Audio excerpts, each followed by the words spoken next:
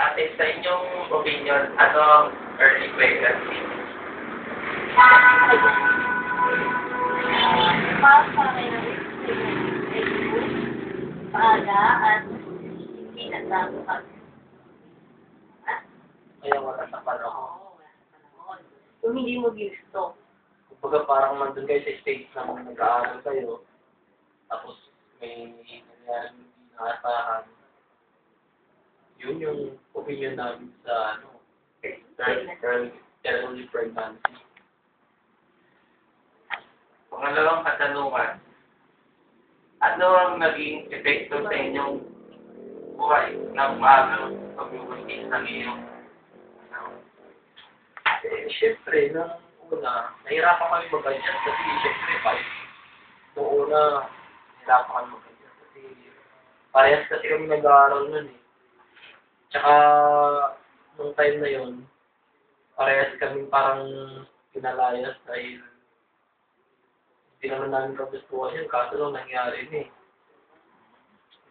Siyempre, napilitan lang akong para nagkaroon na kasi ako ng responsibilidad nang wala sa panahon eh. Ikaw, di ba? Ganun ang nangyari sa atin, di ba? Hindi ka makasagot.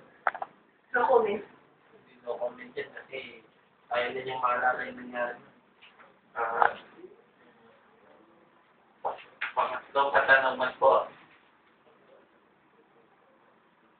Ano ang masasabi niyo para sa mga kabataan ngayon na nakikinig? Dapat, mag-isip sila na mabuti bago nila gawin yung bagay na, lalo na pagka hindi pa sila handa dahil yung pagbubuntis ng maaga at oras sa panahon, tapos hindi pa kayo handa, ang daming adjustments yung gagawin dyan dahil siyempre, magkakaroon kayo ng responsibility na hindi mo inaasahan.